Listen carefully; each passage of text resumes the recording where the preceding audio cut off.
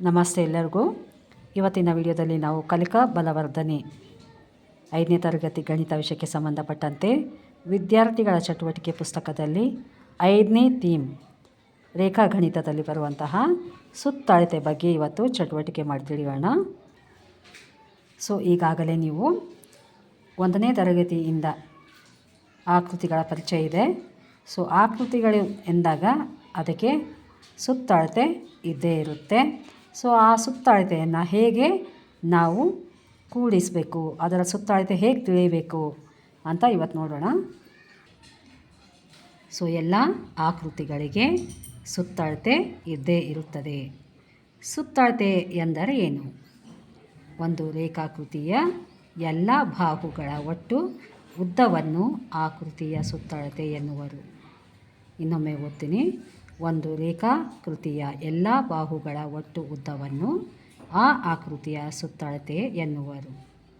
ಇಲ್ಲಿ ಕಾಣ್ಬೋದು, ಹಲವಾರು ಆಕೃತಿಗಳನ್ನು ಕೊಟ್ಟಿದ್ದಾರೆ. ಅವುಗಳ ಸುತ್ತಳತೆ ಹೇಗೆ ಕಂಡುಹಿಡಿಯೋದು ಅಂತ ನೋಡೋಣ. ಇಲ್ಲಿ ಕಾಣ್ಬೋದು, ಮೊದಲನೇದು ತ್ರಿಭುಜ ಇದೆ. ಇದರ ಸುತ್ತಳತೆಯನ್ನು ನಾವು ಕಂಡುಹಿಡಿಯಬೇಕಾಗತ್ತೆ. ಇಲ್ಲಿ ಕಾಣ್ಬೋದು ಎಷ್ಟು ಬಾಹುಗಳಿವೆ, 1 2 3.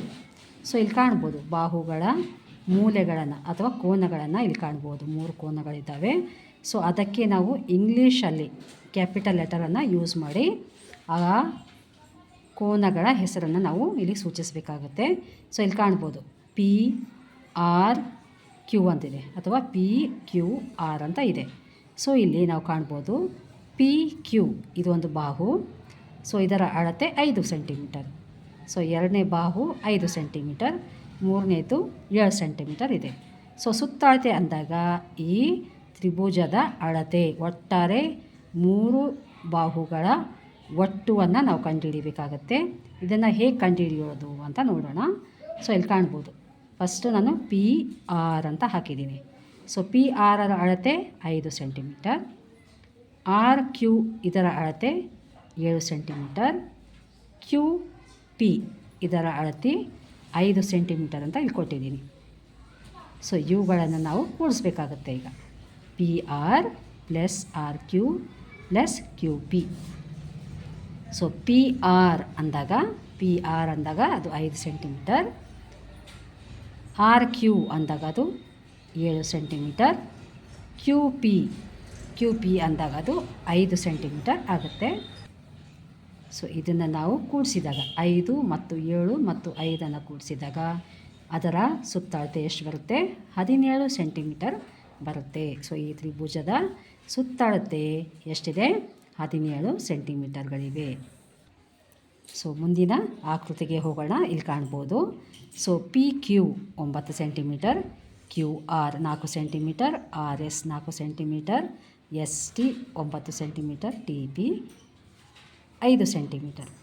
ಈ ರೀತಿಯಾಗಿ ನಾನಿಲ್ಲಿ ಹಾಕ್ಕೊಂಡಿದ್ದೀನಿ. ಇಲ್ಲಿ ಕಾಣ್ಬೋದು PQ ಅಂದಾಗ 9 ಸೆಂಟಿಮೀಟರ್. ಇದನ್ನು ನಾನು ವಿಸ್ತಾರವಾಗಿ ಹಾಕ್ಕೊಂಡಿದ್ದೀನಿ. ಕೆಳಗಡೆ PQ + QR + RS + ST + PT. PQ ಅಂದಾಗ ಅದು 9 ಸೆಂಟಿಮೀಟರ್ ಆಗುತ್ತೆ. ಇಲ್ಲಿ ಅವುಗಳ ಅಳತೆಯನ್ನು ಕೆಳಗಡೆ ಹಾಕ್ಕೊಂಡಿದ್ದೀನಿ. ಈ ಎಲ್ಲ ಅಳತೆಗಳನ್ನು ಹಾಕ್ಕೊಂಡು ಕೂಡಿಸಿದಾಗ ಅಲ್ಲಿ ಬರುವಂತಹ ಮೊತ್ತ 31 ಸೆಂಟಿಮೀಟರ್. ಈ ಆಕೃತಿಯ ಸುತ್ತ ಅಳತೆ 31 ಸೆಂಟಿಮೀಟರ್ ಆಗುತ್ತೆ. ಮೂರನೇ ಆಕೃತಿ ನೋಡಬೇಕಾದ್ರೆ ಇಲ್ಲಿ ಚೌಕ ಇದೆ. ಒಂದೇ ಬಾಹುವಿನ ಅಳತೆಯನ್ನು ಕೊಟ್ಟಿದ್ದಾರೆ. ಇಲ್ಲಿ ಚೌಕ ಅಂದಾಗ ನಮಗೆಲ್ಲ ತಿಳಿದಿರೋ ಹಾಗೆ 4 ಬಾಹುಗಳು ಒಂದೇ ಅಳತೆಯಾಗಿರೋದ್ರಿಂದ ಎಲ್ಲ ಬಾಹುಗಳ ಅಳತೆ 3 ಸೆಂಟಿಮೀಟರ್ 3 ಸೆಂಟಿಮೀಟರ್ 3 ಸೆಂಟಿಮೀಟರ್ ಇರುತ್ತೆ. 4 ಬಾಹುಗಳ ಒಟ್ಟಾರೆ ಕಂಡುಹಿಡಿಬೇಕಾಗುತ್ತೆ ಸುತ್ತಳತೆ ನಾವೀಗ. ಇಲ್ಲಿ ಕಾಣ್ಬೋದು AB ಅಂದಾಗ 3 centimetre, BC 3 centimetre, CD 3 centimetre, DA 3 centimetre. ಅದೇ ರೀತಿ ನಾನು ಇಲ್ಲಿ ಹಾಕ್ಕೊಂಡಿದ್ದೀನಿ. ಅದರ ಅಳತೆ AB 3 centimetres, BC 3 centimetres, CD 3 centimetres, DA 3 centimetres. ಒಟ್ಟಾರೆ ಚೌಕದ ಸುತ್ತಳತೆ 12 ಸೆಂಟಿಮೀಟರ್ ಆಗುತ್ತೆ.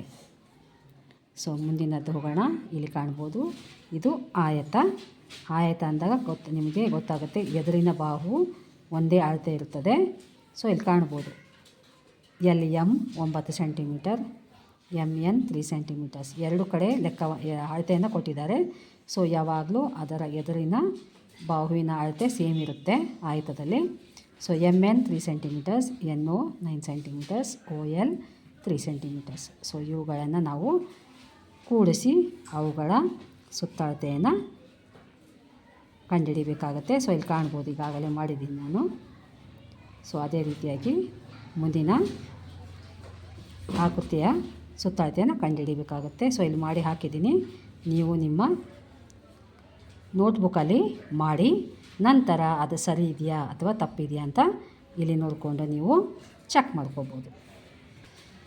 ಸೊ ಮುಂದಿನ ಚಟುವಟಿಕೆಯಲ್ಲಿ ನೋಡ್ಬೋದು, ಹೊಂದಿಸಿ ಅಂತ ಇದೆ. ಸೊ ಇಲ್ಲಿ ಆಕೃತಿಯ ಅಳತೆಯನ್ನು ಕೊಟ್ಟಿದ್ದಾರೆ. ಟೋಟಲ್ ಆಕೃತಿಯ ಅಳತೆ 24 ಸೆಂಟಿಮೀಟರ್. ಸೊ ಈ ಆಕೃತಿಯ ಸುತ್ತಳತೆ 24 ಸೆಂಟಿಮೀಟರ್, ಈ ಆಕೃತಿಯ ಅಳತೆ 24 ಸೆಂಟಿಮೀಟರ್. ಆದರೆ ಇಲ್ಲಿ ಏನಾಗಿದೆ ಅಂದರೆ ಒಂದು ಬಾಹುವಿನ ಲೆಕ್ಕವನ್ನು ಕೊಟ್ಟಿಲ್ಲ, ಅದನ್ನು ನಾವು ಕಂಡುಹಿಡಿಯಬೇಕಾಗುತ್ತದೆ. ಸೊ ಇದನ್ನು ಅಷ್ಟೇ, ಒಂದು ಬಾಹುವಿನ ಲೆಕ್ಕ ಅಳತೆಯನ್ನು ಕೊಟ್ಟಿಲ್ಲ, ಅದನ್ನು ನಾವು ಕಂಡುಹಿಡಿಯಬೇಕಾಗುತ್ತೆ. ಹೇಗೆ ಕಂಡುಹಿಡಿಯೋದು ಅಂತ ನೋಡೋಣ. ಸೊ ಇಲ್ಲಿ 4 centimetre plus 6 centimetre plus 8 centimetre. So ಇಲ್ಲಿ ಕಾಣ್ಬೋದು, AB 4 ಸೆಂಟಿಮೀಟರ್ ಇದೆ, BD 6 ಸೆಂಟಿಮೀಟರ್, DC 8 ಸೆಂಟಿಮೀಟರ್ ಮತ್ತು CA ಕೊಟ್ಟಿಲ್ಲ, ಅದನ್ನು ನಾವು ಕಂಡುಹಿಡಿಯಬೇಕಾಗುತ್ತೆ. ಹೇಗೆ ಕಂಡುಹಿಡಿಯೋದು ಅಂದರೆ ಇಲ್ಲಿ ನಾವು 3 ಬಾಹುಗಳ ಅಳತೆಯನ್ನು ಕೂಡಿಸ್ಬೇಕಾಗುತ್ತೆ ಫಸ್ಟು. ಸೊ ಕೂಡಿಸಿದಾಗ 18 ಬರುತ್ತೆ.